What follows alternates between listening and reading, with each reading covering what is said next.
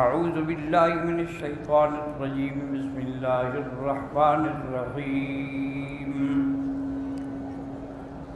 کہ جب حضرت معاویہ کی خلاف موت کے بعد یزید کو ولی عہد بنایا گیا، اس نے بڑی کوشش کی کہ کسی طرح مکہ اور مدینہ کے بڑے لوگ میری بیعت کر لیں، لیکن وہ راضی نہ ہوئے۔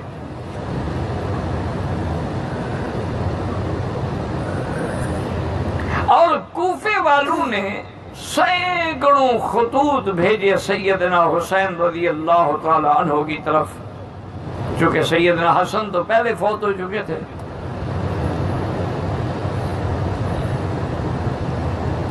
سیدنا حسین رضی اللہ تعالی عنہ کو انہوں نے خطوط بھیجے کہ حضرت تمام اہل کوفہ آپ کی انتظار میں ہیں، آپ تشریف لے آئیں، ہم سب آپ کی بیعت کریں گے تاکہ آپ کی خلافت ہو جیسے حضرت حسن کی خلافت تھی،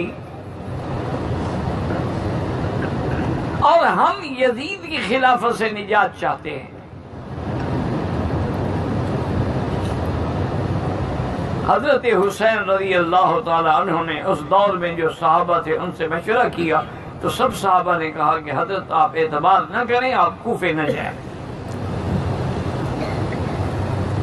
کیونکہ ایک ضرب المثل ہے کہ کوفی لا یوفی، کوفی وفا نہیں کرتا۔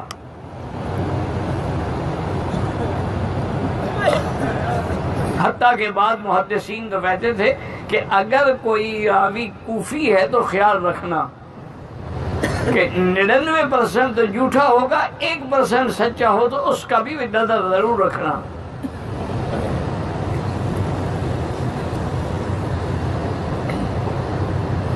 حضرت عبداللہ ابن عمر رضی اللہ تعالی عنہما اسی مسجد الحرام میں بیٹھے تھے، حج کا موقع تھا۔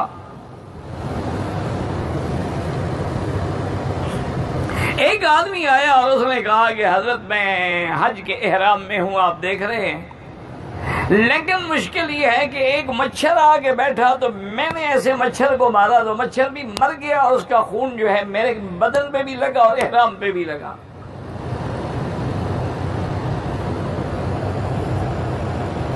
تو اس کے بارے میں کیا مسئلہ ہے؟ آپ نے فرمایا مسئلہ تو میں پھر بتاؤں گا، بس تم یہ بتاؤ تم ہو کون؟ انہوں نے کہا جی میں کوفے سے آیا ہوں، حج کے لیے آیا ہوں۔ تو آپ نے اپنے خادم کو حکم دیا کہ اس کو کان سے پکڑ کے مسجد سے نکال دو۔ اور میں اچھا، یعنی یاکلون دم حسین ویسألون عن دم البعوضۃ، حسین کا خون پی گئے ہو اور مچھر کے خون کے مسئلے پوچھ رہے ہو؟ اب بڑے عجیب لوگ ہو بھائی تم۔ حضرت حسین کا خون تو تم ہضم کر گئے اور مچھر مر گیا ہے جی، مچھر کا مسئلہ مر گیا کیا ہو گیا؟ ہر موذی چیز کا مر جانا جو ہے وہ احرام کی حالت میں بھی جائز ہے۔ یہ تو نہیں کہ سانپ آ جائے تو ہم ہاتھ باندھ کے کھڑے ہو جائیں کہ حضرت میں احرام میں ہوں، آپ ڈنگ مار لیں مجھے۔ بچھو ہے، سانپ ہے، موذی اشیاء ہیں، ان کا مارنا جائز ہے چاہے آدمی احرام میں ہو۔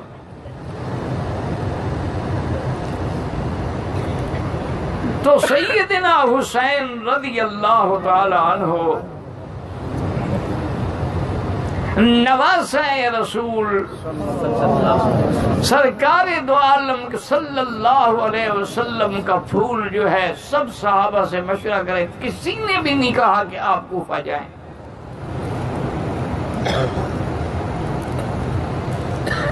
آپ نے کہا بات یہ نہیں ہے، بات یہ ہے کہ یہ دیکھو خطوط کا ڈھیر لگا ہوا ہے، اور اگر قیامت میں اللہ نے پوچھا کہ وہ آپ کو بلا رہے تھے تم کیوں نہیں گئے تو میں کیا جواب دوں؟ آخر حضرت حسین رضی اللہ تعالی عنہ نے ایک سوچ سوچی کہ آپ نے مسلم ابن عقیل کو تیار کیا کہ تم پہلے جاؤ، وہاں کے حالات دیکھو، اگر وہ لوگ سچے ہیں تو مجھے خبر کرو، پھر میں بھی آ جاؤں گا، اس وقت تک تم معاملات کو کنٹرول کرو۔ حضرت مسلم ابن عقیل نے عرض کیا کہ حاضر جب حضرت مسلم عقیل خدا کی شان ہے جانے لگے، ان کے 2 چھوٹے بچے تھے، انہوں نے کہا ابا جان ہم بھی چلیں گے۔ انہوں نے بڑی کوشش کی لیکن بچوں نے نہ مانا، آخر ان کو بھی وہ ساتھ لے گئے۔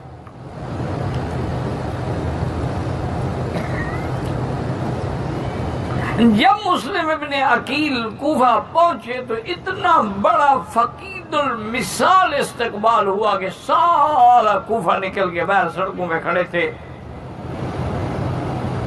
استقبال کر رہے تھے، خوشیاں منا رہے تھے۔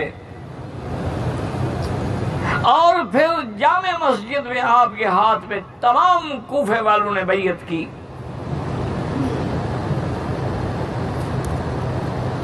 حضرت مسلم ابن عقیل مطمئن ہو کہ آپ نے خط لکھا حضرت حسین کو کہ یہاں کے لوگ واقعی مخلص ہیں، سچے ہیں،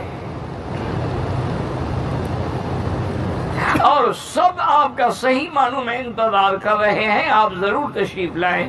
اور تیز رفتار سواری پہ مدینے خط بھیج دیا۔ یزید کو پتہ چلا کہ کوفے کے تو سارے لوگ جو ہیں وہ تو مسلم ابن عقیل کے آنے سے بھی ان کے ہو گئے، جب حسین آئیں گے تو انقلاب آ جائے گا۔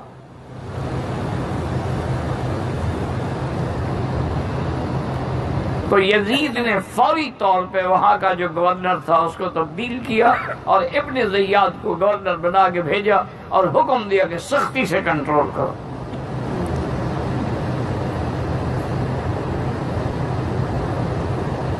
اور اگر نہ مانے تو ان کو حضرت مسلم بن عقیل کو بھی شہید کر دو۔ ابن زیاد بڑا سخت آدمی تھا، وہ آیا اور اس نے جامع عظیم کوفہ کے اندر اعلان کیا اور اس کے بعد خطبہ دیا، اور اتنی سخت تقریر کی کہ جس نے بھی حضرت مسلم کا ساتھ دیا میں اس کے ٹکڑے اڑا دوں گا اور اس کے گھروں کو مسمار کر دوں گا۔ بس اس کی تقریر کرنے کی دیر تھی کہ وہ جتنے عاشق تھے نا جی سارے ملنگ بھاگ گئے۔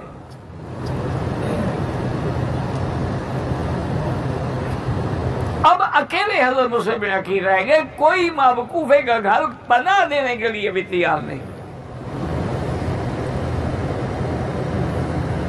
ایک مخلص تھے حضرت ہانی ابن عروہ، انہوں نے کہا حضرت مسلم بن عقیل سے کہ آپ میرے گھر میں چلیں۔ حضرت بھی مجبور تھے، ان کے گھر میں آئے۔ ابن زیاد نے اس کو بلایا کہ تم نے کیوں پناہ دی ہے؟ اس نے کہا آل رسول ہیں، سبط رسول ہیں، چلو ہم بیعت نہ کریں، ان کا ساتھ نہ دیں، لیکن یہ تو نہیں ہے کہ ہم ان کو پناہ بھی نہ دیں۔ اس نے کہا مسلم بن عقیل کو میرے حوالے کرو۔ اس نے کہا میں زندگی میں حوالے نہیں کر سکتا۔ انہوں نے کہا پر تم بھی مرنے کے لیے تیار ہو جاؤ۔ ابن زیاد نے اپنا خصوصی دستہ بھیجا اور انہوں نے آ کر ہانی ابن عروہ کو اور مسلم ابن عقیل کو ان کے دونوں معصوم فرزندوں کے ساتھ شہید کر دیا۔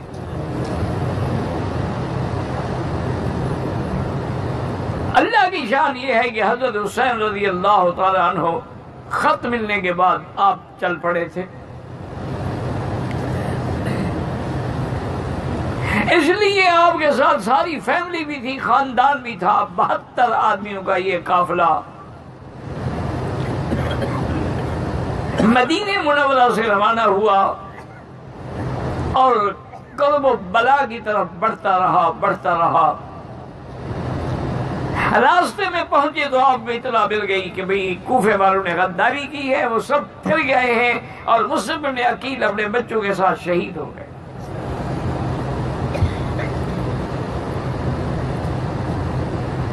حضرت سیدنا حسین رضی اللہ تعالی عنہ نے اپنے سارے ساتھیوں کو خطبہ دیا اور فرمایا کہ دیکھو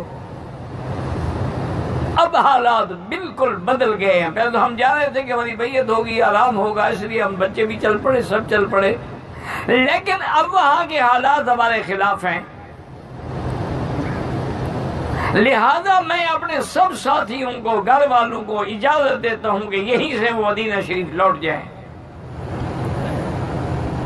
میں ضرور جاؤں گا۔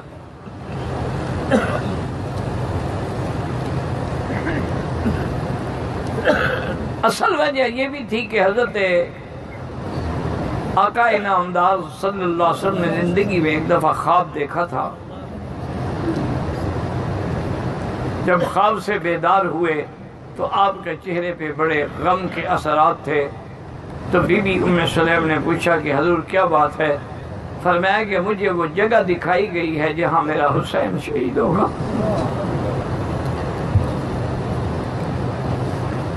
فرمایا سرخ رتیلا میدان ہے، وہاں حضرت حسین شہید ہوں گے. اس لیے حضرت حسین نے چونکہ یہ خواب سنا ہوا تھا، انہیں یقین تھا کہ میرے نانے کا خواب سچا ہے. فرمایا میں تو ہر حال میں جاؤں گا، لیکن سب نے انکار کر دیا. انہوں نے کہا جی ہم بھی آپ کے ساتھ جائیں گے. اب یہ قافلہ بڑھتا رہا اور ابن زیاد کی فوجیں بھی ہر طرف سے گھیرا ڈالتی رہیں. جب ان کا گھیرا تنگ ہو گیا تو حضرت حسین نے فرمایا کہ ابن زیاد کو میرا پیغام دو کہ میری 3 شرطیں ہیں، اگر مان لو تو. پہلی شرط تو یہ ہے کہ میں جہاں سے مدینہ سے آیا ہوں مجھے واپس مدینہ جانے دو، میرا راستہ نہ روکو. اور دوسری شرط یہ ہے کہ تم کسی دوسرے علاقے میں، یعنی شام کی طرف نہیں، کسی اور ملک کی طرف، اسلامی ملک کی طرف مجھے راستہ دے دو، میں وہاں چلا جاؤں. اور تیسری شرط یہ ہے کہ مجھے خود یزید کے پاس جانے دو، میں خود یزید سے بات کروں. حالانکہ انتہائی معقول شرائط تھے حضرت حسین کے، اسی لیے حضرت حسین مظلوم ہو گئے کہ انہوں نے تو 3 شرطیں سامنے رکھ دی. ورنہ لوگوں کو تو یہ موقع بھی ملتا تھا کہ جی حضرت حسین نے بغاوت کیوں کی؟ یزید اچھا ہو یا برا ہو، اس کی بیعت ہو چکی تھی. اور اسلام یہ کہتا ہے کہ جیسا بھی ہو اسمع واطیع، اس کو سنو اور اس کی اطاعت کرو. تو اب حضرت حسین کی کوئی بغاوت نہیں ہے، بلکہ ان کو بلایا گیا، بلانے پہ جا رہے تھے اور اس کے بعد نے 3 شرطیں دے دی کہ یا تو میری خود بات کرنے دو یا مجھے واپس جانے دو. لیکن ابن زیاد نے 3 شرطوں سے انکار کر دیا.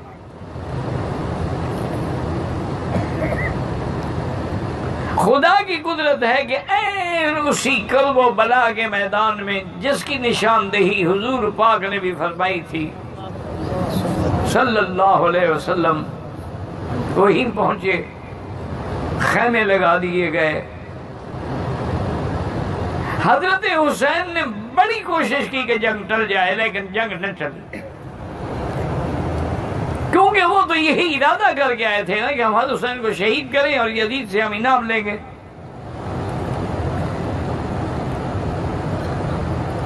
اور اب حضرت حسین مدینے سے بھی اتنی دور آ چکے ہیں تو مدینے والے بھی ہم پر حملہ کر کے کوئی مقابلہ نہیں کر سکتے. جب بالکل گھیرا تنگ ہو گیا تو حضرت حسین کے ساتھیوں نے میدان میں نکل کے مبارزت کی، اور ایک ایک ساتھی نے وہ جوہر دکھائے اپنی بہادری کے کہ دنیا اش اش کر اٹھی. آخر میں حضرت کے بڑے بیٹے حضرت علی اکبر بھی میدان میں آ گئے.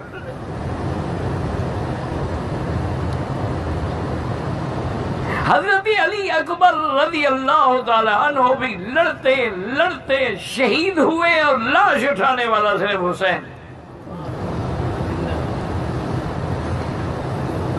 لیکن کمال ہے حسین کا کہ اس حالت میں بھی اللہ کے حکم پہ راضی ہے اور صبر کا دامن ہاتھ سے نہیں چھوڑا ہے. چونکہ حکم یہی ہے کہ اگر مصیبت ہو تو آدمی صبر کرے.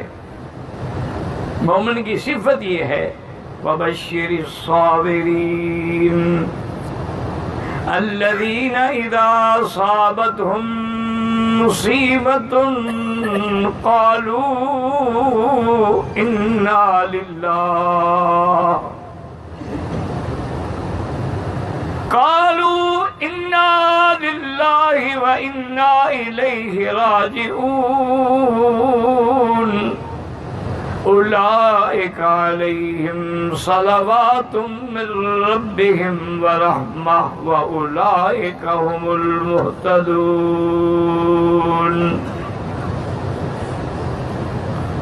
حضرت حسین رضی اللہ تعالیٰ عنہ نے اپنے چھوٹے بچے اصغر کو اٹھایا ہاتھوں پہ اور کہا یہ تو لڑنے کے لیے نہیں آیا، اس کو پیاس کی تکلیف پانی دے دیں۔ ظالموں نے تیر مارا، وہ حضرت کے ہاتھوں میں شہید ہو گئے۔ جو جوان بیٹے کی میت پہ نہ رویا وہ حسین، جس نے اپنا سب کچھ کھو کے پھر کچھ نہ کھویا وہ حسین۔ اسی لیے علامہ اقبال نے بھی کہا تھا کہ حضرت حسین کا یہ عالم تھا کہ سرداد نداد دست در دست یزید، حقا کے بنا لا الہ است حسین۔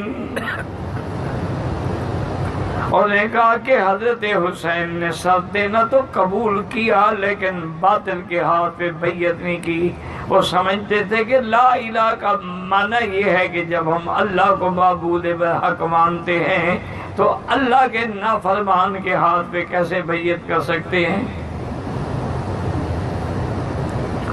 آخر میں سیدنا حسین میدان میں آئے،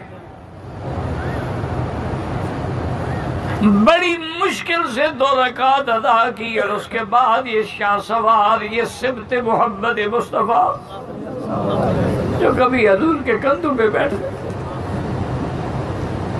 ایک دفعہ حضور اپنے کندھے پہ بٹھائے ہوئے آ رہے ہیں۔ ایک صحابی نے دیکھا تو کہا نعم المرکب یا غلام، کہا حسین تجھے کیسے سواری ملی ہے کہ جس کے قدموں کے لیے آسمان ترستا ہے آج تو اس کے کندھوں پہ بیٹھا ہے۔ حضور نے فرمایا تم نے کہا بات مکمل نہیں کی۔ انہوں نے کہا حضور میں نے تو عرض کیا، فرمایا نعم الراکب، سواری پہ نظر ڈال رہے ہو لیکن میرے سوار پہ بھی تو نظر ڈالو